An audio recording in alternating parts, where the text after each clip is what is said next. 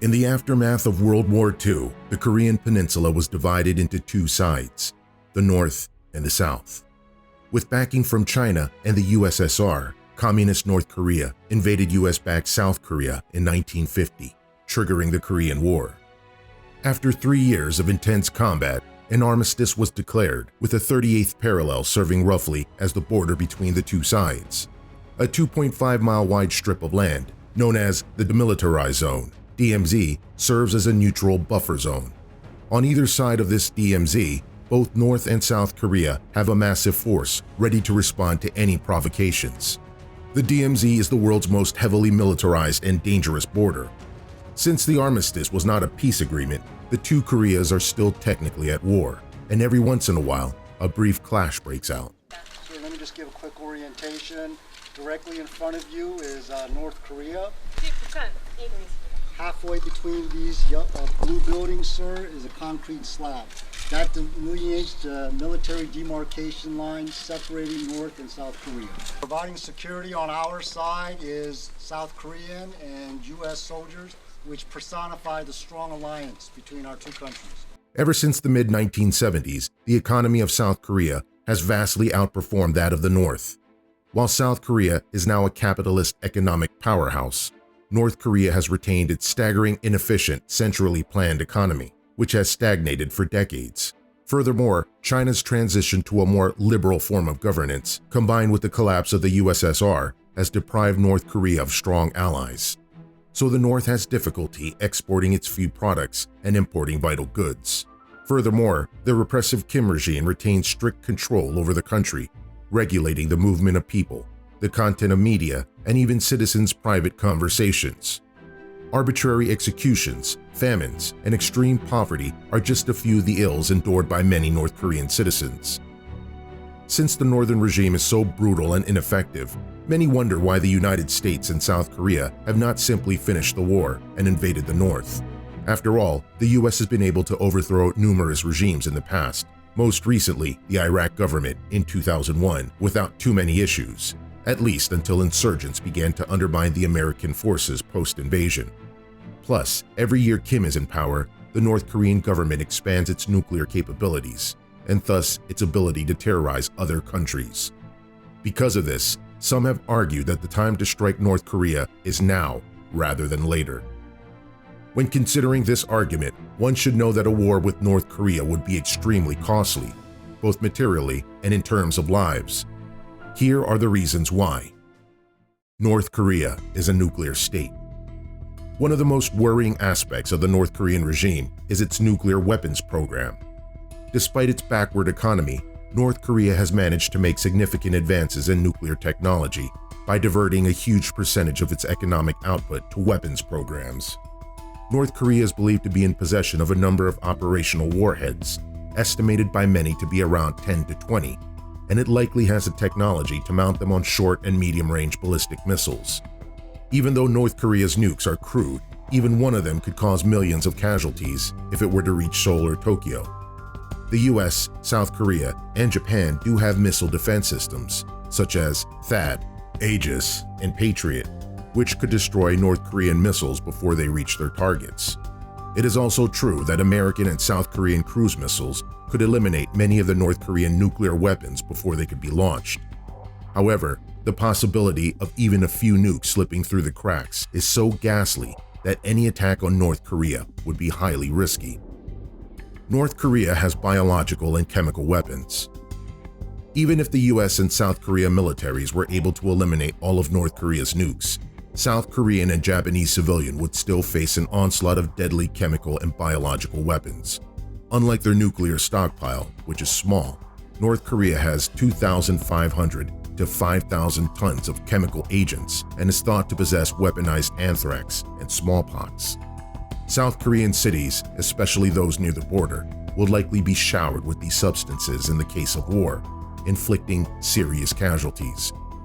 When mounted to a ballistic missile, chemical warheads could even reach Japan. North Korea has massive conventional firepower. In addition to the aforementioned weapons of mass destruction, North Korea also boasts an extensive arsenal of conventional explosive-based weapons.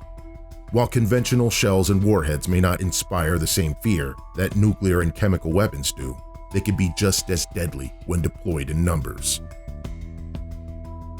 North Korea has tens of thousands of artillery pieces and thousands of ballistic missiles, which could bombard South Korea and inflict considerable destruction.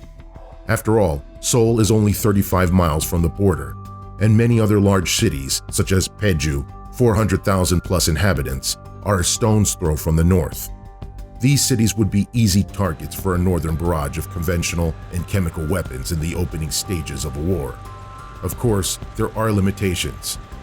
North Korean missiles and artillery are odd, prone to malfunction, and their munition stockpile is limited. Nevertheless, the prospect of 100 or so ballistic missiles striking Seoul and thousands of artillery shells raining on border cities is enough to keep America and South Korean strategists up at night. The North Korean military is huge. There's certainly no doubt that the North Korean military is acutely inferior to the American and South Korean forces. However, American and South Korean forces would still make heavy casualties in a battle with North Korea. Even though the North is poorly equipped, its army is massive, with over 1 million men in active duty and 600 more in reserve. Plus, the terrain in Korea is mountainous, making a rapid mechanized assault difficult. Even if the Americans and South Koreans were able to inflict 10 northern casualties for every one of their own, there would still be hundreds of thousands of casualties on the American side. A similar scenario played out during the Vietnam War, despite the Americans and their allies taking far fewer losses than the North Vietnamese side. The American public turned sour on the war after seeing the costs pile up. Quite simply, North Korea could lose the war in a tactical sense, but still force the US to withdraw by causing enough damage to sway public opinion. This is even more so true for the South Koreans, many of whom have family in the North and who still feel a sense of ethnic connection despite the geopolitical circumstances. Nobody wants the North to completely implode. Despite all stakeholders recognizing the failures of Kim's regime, nobody wants to see the North fall apart completely, which would occur if it was invaded. First of all, there would be a humanitarian catastrophe. Many of the North's citizens are already unhealthy and/or undernourished. In a war scenario, with bombs falling and the North directing all its resources to the military, many would simply starve or die from the lack of medicine. Further, after the war's end, there would be tens of millions of impoverished, undereducated North Koreans in need of medical care, homes, and jobs. Absorbing these refugees would place extreme strains on the economies of China and South Korea and could potentially spark issues similar to those experienced during the relocation of Syrian refugees in Europe. Plus, North Korea itself would need a new government, new infrastructure, etc., which nobody wants to shoulder the bill for. Plus, as mentioned before, many in the South would hate to fight against the Northerners, who they view as their countrymen. The South, like China, would far prefer a peaceful resolution which saves North Korean lives and avoids unnecessary conflict. China would raise hell. If North Korea had been invaded a few decades ago, China probably would have come to its defense militarily. Now, whether that would occur is less clear. China is clearly fed up with Kim's regime, as it has frequently criticized the North and placed restrictions on imports and exports. Nevertheless, China would still hate to see the whole Korean Peninsula being an American-aligned state. China would much rather prefer to quietly reform North Korea from the inside and retain it as a counterweight on the peninsula. Of course, this is just a short list of the numerous reasons why an invasion of North Korea would be perilous, and thus why it has not been attempted. While getting rid of the Kim regime is a goal of most policymakers and military officials, doing so through military action would result in massive civilian casualties on the South side and drag the US into another costly and deadly war. Unless the North Korean state crumbles from within or a coup occurs, do not expect a change to the Korean Peninsula's status quo anytime soon.